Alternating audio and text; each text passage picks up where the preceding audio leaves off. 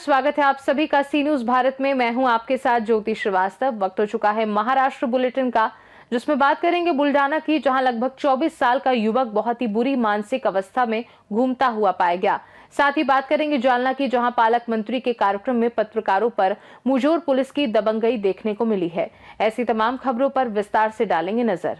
अकोला में जनवरी माह में अनिवार्य ग्राम सभा का आयोजन न किए जाने से कानशिवनी ग्राम पंचायत के खिलाफ ग्रामीणों में भारी आक्रोश देखने को मिला, जहां शासन के नियमों की अनदेखी का आरोप लगाते हुए नागरिकों ने ग्राम पंचायत कार्यालय पर ताला लगाकर निषेधात्मक विरोध दर्ज कराया। ग्रामीणों का कहना है कि हर वर्ष जनवरी में ग्राम सभा आयोजित कर विकास योजनाओं, बजट, लाभार्थी योजनाओं और ग्राम विकास से जुड़े मुद्दों पर चर्चा करना अनिवार्य है, लेकिन जानबूझकर ग्राम सभा न बुलाए जाने से नागरिकों को अपने प्रश्न और समस्याएं रखने के अधिकार से वंचित किया गया है, जिससे पारदर्शिता पर सवाल खड़े हो रहे हैं। ग्रामीणों को आशंका है कि ग्राम सभा न बुलाकर विकास कार्यों और आर्थिक लेन देन में संभावित अनियमितताओं को छुपाने का प्रयास किया गया।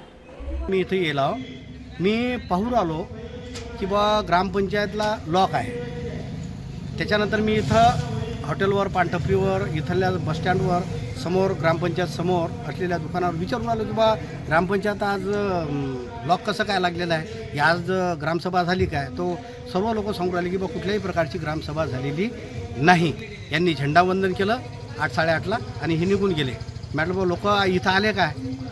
एक 2-3 लोक होते म्हणत आणि लगेच चालले गेला। मी अशा अवस्थेत ग्रामसेवक साहेबांना फोन केला, त्यांना विचारलं की बा आपल्या कानशिवनीमध्ये ग्रामसभा झाली काय? कारण ग्रामपंचायत अधिनियम 7च्या पोट कलम 10 नुसार ग्रामसभा आज रोजी होणे अनिवार्य आहे। अशा परिस्थितीत ग्रामसभा अद्याप झालेली नाही। हे कानशिवनीची शोकांतिका आहे आणि ग्रामपंचायतला लॉक लागलेला आहे। ही तर मोठी दुर्दैवी आहे, कारण गावाच्या विकासाचे काही प्रश्न असतात। मी सुद्धा गावाच्या विकासाचे प्रश्न घेऊन आलेलो आहो, तरीसुद्धा ग्रामपंचायतला लॉक असल्या कारणाने मी माझ्या गावातील समस्या, पिण्याच्या समस्या, स्वच्छतेच्या समस्या, नाल्या, गटारा, रस्त्याच्या समस्या मी। अकोला से सीनू संवाददाता प्रवीण बाहुरबाग की रिपोर्ट। खबर अकोला से, जहां शिवनी MIDC क्षेत्र में अकोला केमिकल्स इंडिया लिमिटेड द्वारा वर्षों से हो रहे जल, वायु और भूमि प्रदूषण के विरोध में ग्रामवासियों ने 23 जनवरी 2026 से महाराष्ट्र प्रदूषण नियंत्रण मंडल अकोला कार्यालय के समक्ष आमरण अनशन शुरू कर दिया है, जिससे जिले में हड़कंप मच गया है। ग्रामीणों का आरोप है कि कंपनी द्वारा जहरीला रासायनिक पानी खुलेआम छोड़े जाने से जल स्रोत प्रदूषित हो गए हैं, कृषि भूमि बंजर हुई, मवेशियों की मौत और लोगों में गंभीर बीमारियां फैल रही हैं, जबकि बार बार की शिकायतों के बावजूद प्रशासन और MPCB ने ठोस कार्यवाही नहीं की। पूर्व में कंपनी को बंद करने के आदेश और दंड के बावजूद कथित मिलीभगत से उसे पुनः शुरू करने की अनुमति दी गई, जिसके बाद प्रदूषण फिर बढ़ गया।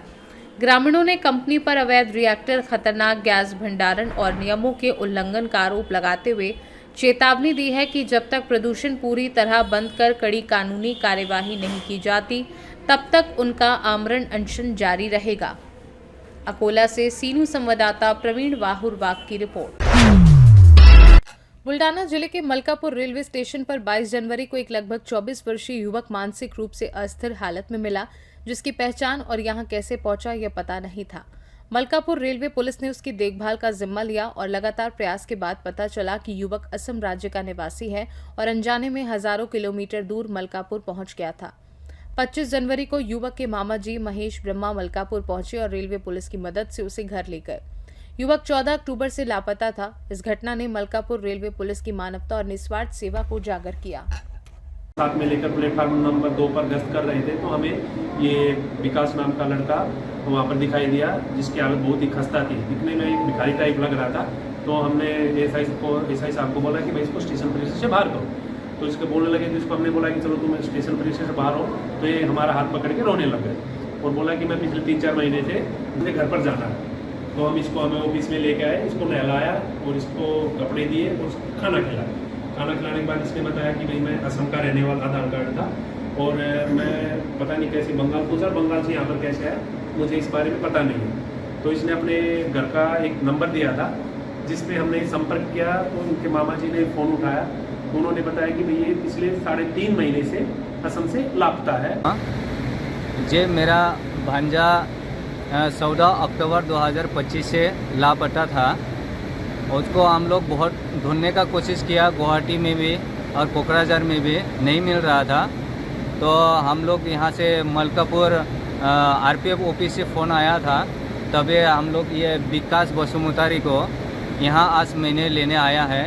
कि मैं धन्यवाद देता हूँ कि मलकापुर का आरपीएफ मतलब सर को बहुत अपना शुक्रिया दिल करता हूँ।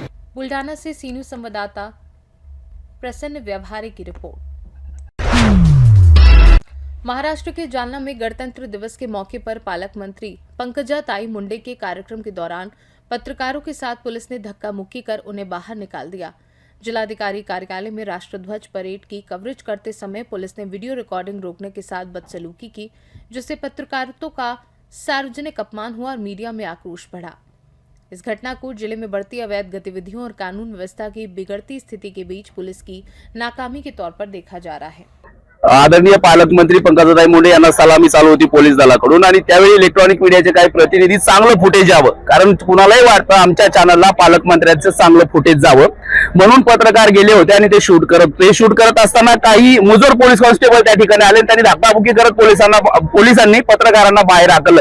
खरं पाहिलं तर पत्रकार इथं चांगला कार्यक्रम दाखवण्यासाठी चालले होते, मात्र पोलिसांच्या मनात काय आलं काय माहित आणि पोलिसांनी अचानक सांगितलं की पत्रकारांना बाजूला करा अशी अनाउन्समेंट झाली। त्याची पद्धत असते, पोलिसांना प्रशिक्षण दिलेलं असतं, त्यांनी व्यवस्थित बोलून पत्रकारांना बाहेर काढू शकत होते। यावेळी धक्काबुक्की करण्याची काहीच गरज नव्हती, मगरुरी करण्याची काही गरज नव्हती। अक्षरशः पोलिसांनी चांगल्या चॅनलचे नॅशनल चॅनलचे जे ब्युरो होते, जे जिल्हा प्रतिनिधी होते, त्यांना धक्काबुक्की करत तिथून बाहेर काढले।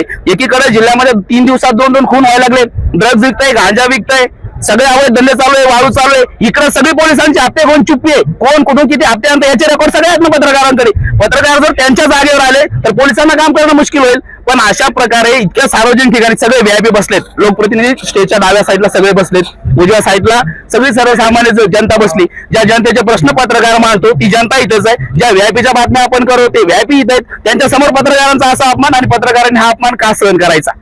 जालना से सीनू संवाददाता शब्बीर पठान की रिपोर्ट। नासिक में गणतंत्र दिवस के मौके पर पुलिस परेड ग्राउंड में आयोजित कार्यक्रम के दौरान उस समय हंगामा हो गया जब नासिक के गार्जियन मिनिस्टर गिरीश महाजन ने अपने संबोधन में डॉक्टर बाबा साहेब अम्बेडकर का नाम नहीं लिया। कार्यक्रम के दौरान परेड में मौजूद फॉरेस्ट डिपार्टमेंट की कर्मचारी माधुरी जाधव ने सीधे गार्जियन मिनिस्टर से सवाल किया और जवाब मांगा। उन्होंने आरोप लगाया कि बाबा साहेब अम्बेडकर का नाम जानबूझकर नहीं लिया गया, जबकि उन्हीं की वजह से आज गणतंत्र दिवस मनाया जाता है। हंगामा करने के बाद फॉरेस्ट डिपार्टमेंट की कर्मचारी माधुरी जाधव को पुलिस ने हिरासत में लेकर पूछताछ के लिए लिया। नासिक से सीनू संवाददाता अभिजीत कोले की रिपोर्ट। महाराष्ट्र के छत्रपति संभाजीनगर जिले के गुरु धानोरा गांव से एक चौंकाने वाली तस्वीर सामने आई है, जहां ग्राम सभा में लोकतंत्र की धज्जियां उड़ती नजर आई। करीब 2.5 साल बाद बुलाई गई ग्राम सभा में जब ग्रामीणों ने स्कूल, स्वास्थ्य व्यवस्था और भ्रष्टाचार से जुड़े सवाल उठाए तो चुनी हुई महिला सरपंच पूरी तरह मौन रही। हैरानी की बात यह रही कि सरपंच की जगह उनके पति ही ग्रामीणों के सवालों के जवाब देते दिखाई दिए। इतना ही नहीं, इस अहम ग्राम सभा से ग्राम सेवक, तलाठी और स्वास्थ्य अधिकारी जैसे जिम्मेदार सरकारी अधिकारी पूरी तरह नदारद रहे। अधिकारियों की इस अनुपस्थिति और कंप्यूटर ऑपरेटर की मनमानी से नाराज ग्रामीणों ने सभा में एकमत से प्रस्ताव पारित किया। अब सभी सरकारी कर्मचारियों को गांव के मुख्यालय में ही रहना होगा। संभाजी नगर से सीनू संवाददाता शिवाजी तांबे की रिपोर्ट। 26 जनवरी 2026 को वीकेंड और छुट्टियों के कारण महाबलेश्वर पंचगनी क्षेत्र में पर्यटकों की भारी भीड़ देखने को मिली। इस अवसर पर सभी स्कूलों, सरकारी कार्यालयों और प्रशासनिक भवनों में ध्वजारोहण समारोह आयोजित किए गए। गणतंत्र दिवस का आयोजन बड़े उत्साह और देशभक्ति पूर्ण माहौल में संपन्न हुआ, जिसमें स्थानीय लोग और पर्यटक दोनों ही शामिल हुए। सतारा से सीनू संवाददाता शान परवेज डांगी की रिपोर्ट।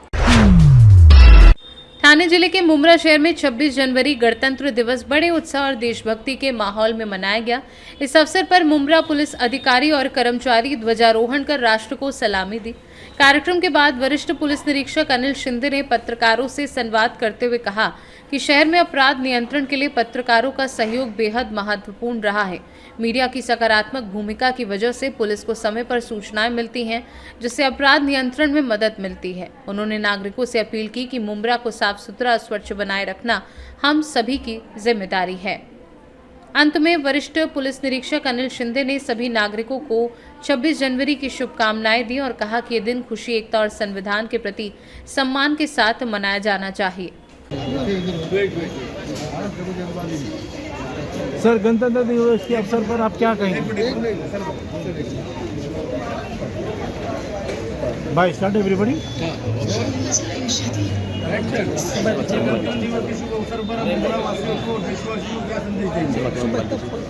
सबसे पहले मैं सबको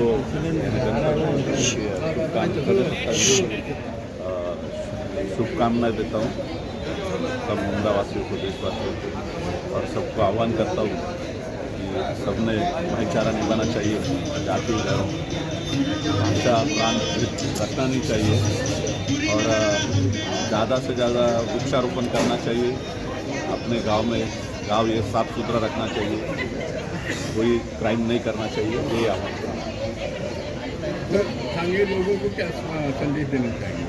यही कि गांव साफ सुथरा रखे, गांव में वृक्षारोपण कीजिए, नशाबंदी कीजिए, नशे के खिलाफ सब लोगों ने अवेयरनेस कीजिए, वृक्षारोपण करना चाहिए। ठाणे से सी न्यूज़ संवाददाता साबिर शेख की रिपोर्ट। महाराष्ट्र बुलेटिन में फिलहाल के लिए इतना ही। बने रहिए सी न्यूज़ भारत के साथ। हर खबर आपके साथ, आपके हाथ।